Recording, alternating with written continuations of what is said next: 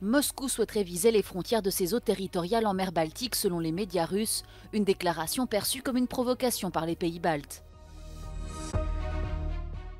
La Russie poursuit son offensive dans le nord-est de l'Ukraine. Plusieurs bombardements dans la région de Kharkiv ont fait au moins 2 morts. Les principaux candidats tête de liste à la présidence de la Commission européenne débattront dans l'hémicycle du Parlement à Bruxelles. Dans une interview exclusive accordée à Euronews, le Premier ministre irlandais persiste et signe la reconnaissance de la Palestine est la seule voie vers la paix.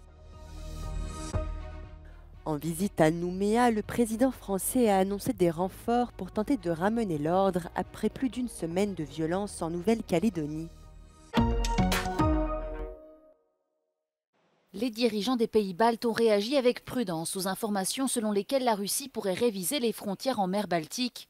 Selon certains médias russes, Moscou souhaite mettre à jour les coordonnées utilisées pour mesurer la bande d'eau territoriale au large de ses côtes, ce qui pourrait éventuellement ouvrir la voie à un déplacement de frontières. Une provocation selon l'Estonie. Russia is testing us, how we react on that. And as we see, every one of you want to know what we will do. We will not jump into the fire. So every time you see something, especially from the Russian media, my advice is very simple.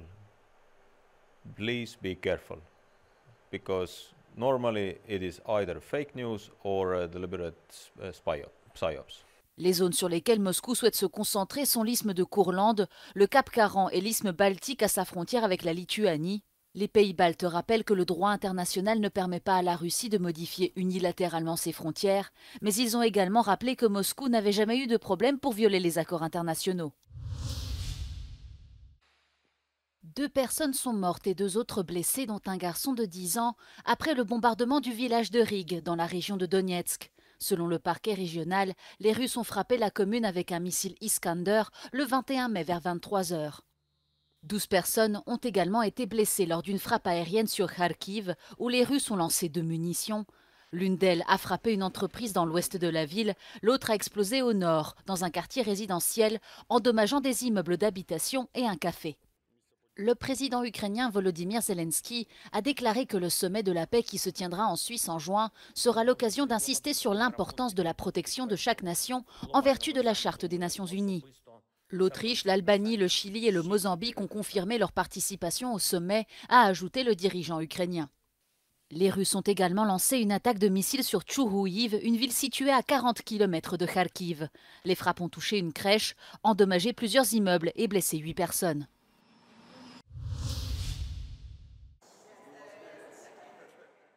Le dernier débat Eurovision des élections européennes se tiendra ce jeudi à Bruxelles, dans l'hémicycle du Parlement. Lors de cet événement, les principaux candidats tête de liste à la présidence de la Commission européenne partageront leur vision de l'Europe. Candidate à sa réélection, l'actuelle présidente de la Commission Ursula von der Leyen du Parti populaire débattra avec 4 autres candidats. Nicolas Schmid du Parti socialiste européen, Sandro Gozzi du Parti Renew Europe, Terry Reinke des Verts européens ainsi que Walter Bayer de la gauche européenne. Le débat sera animé par 2 présentateurs. The idea is that the candidates get a chance to really share with the public what their ideas are and their solutions with regard to key issues that are all around us. Climate change, jobs and economy, migration, you name it.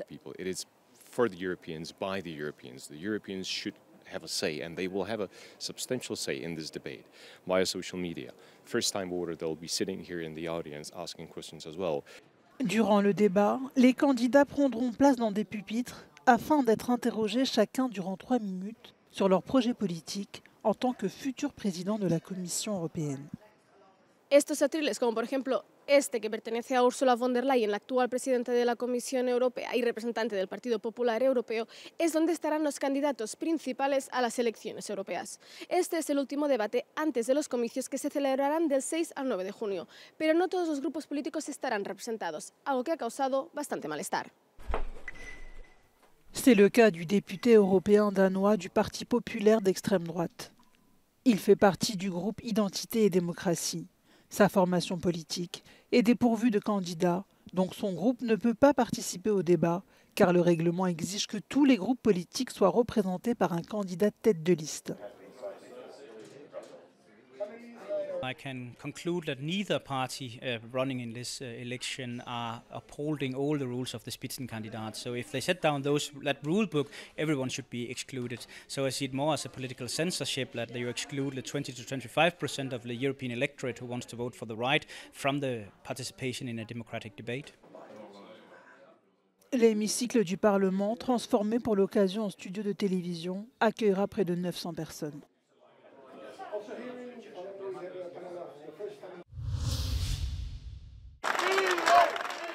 Le chef sécessionniste des Serbes de Bosnie n'a pas de mots assez forts pour dénoncer le projet de résolution de l'ONU sur Srebrenica. Le projet doit être voté ce jeudi et vise à faire du 11 juillet la journée internationale de réflexion et de commémoration du génocide commis à Srebrenica. Selon Milorad Dodik, la résolution lancée par les musulmans vise à détruire la Bosnie-Herzégovine. Les Serbes refusent le terme de génocide et leur allié russe fustige un texte qualifié de provocateur qui menace la paix et la sécurité en Bosnie et dans toute la région. L'ambassadeur russe à l'ONU accuse les Occidentaux de serbophobie et Belgrade dénonce une volonté de stigmatisation à long terme.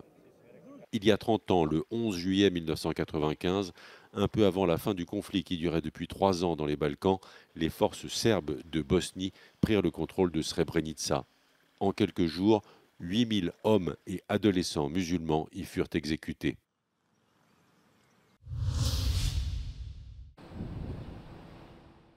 Le Premier ministre irlandais a affirmé ce mercredi lors d'une conférence de presse à Dublin que son pays avait reconnu l'État de Palestine aux côtés de l'Espagne, de la Norvège et prochainement de la Slovénie. Selon lui, il s'agit de la seule voie crédible vers la paix et la sécurité pour les Israéliens et les Palestiniens. Dans une interview exclusive accordée à Euronews, Simon Harris détaille sa position. Quite frankly, because we must keep the hope, the dream and the destination of a two-state solution alive at a time when sadly others are working to undermine that. Ireland would have much preferred to have done this as part of a peace process. Indeed, that was what our programme for government had originally intended to do. But we can't wait forever. It's an awful long time, many decades since the Oslo Accords. Now more than ever, we need to speak up and speak out about the importance of a two-state solution, because that is ultimately what provides the people of Israel, the people of Palestine and the broader region with the stability and the peace that both Israelis and Palestinians deserve. And when you say others are seeking to undermine it, who are you talking about? Well, I don't think the Netanyahu government is in any way, shape or form committed to the delivery of a two-state solution. We've heard much rhetoric and commentary in relation to that. A two-state solution had been, I think, the widespread consensus that had emerged over many, many years about the need for a two-state solution. I think in recent weeks, in recent months, we have seen very many efforts to kill off that hope. But also we do need to, we make the decision to recognise Palestine on the merits of the decision. But I'm also particularly conscious that we make it at a time when there's an incredible, unconscionable humanitarian catastrophe unfolding in real time in Gaza, a scale of humanitarian catastrophe that I don't think yet we even comprehend. And therefore it is so important that we empower moderate voices, both in Palestine and both in Israel, because there's a lot of rhetoric, there's a lot of intentional misrepresentation of what Ireland and others do in recognising Palestine. It's not about Hamas. We abhor Hamas. They're a terrorist organisation. They offer nothing to the Palestinian people in terms of a future. They are a danger and a threat to Israelis and to the Palestinian people. What happened on the 7th of October was a despicable, disgusting terrorist massacre. All hostages should be released unconditionally. But Irish people know better than most what it's like to have a terrorist organisation in many ways hijack your identity. Hamas is not Palestine, and we're able to differentiate between the two. Israel has reacted by recalling for consultations its ambassadors to Ireland and Norway, saying that the move undermines Israeli security and sovereignty. Meanwhile, the Palestinian Authority has welcomed the decision, saying that it recognises the Palestinian right to self-determination and distinct national identity. Shona Murray, Euronews, Dublin. En visite à Nouméa, le président français a annoncé des renforts pour tenter de ramener l'ordre après plus d'une semaine de violence en Nouvelle-Calédonie.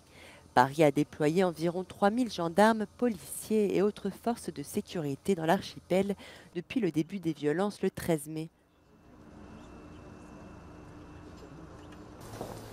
ces forces resteront aussi longtemps que nécessaire, même durant les Jeux olympiques et paralympiques.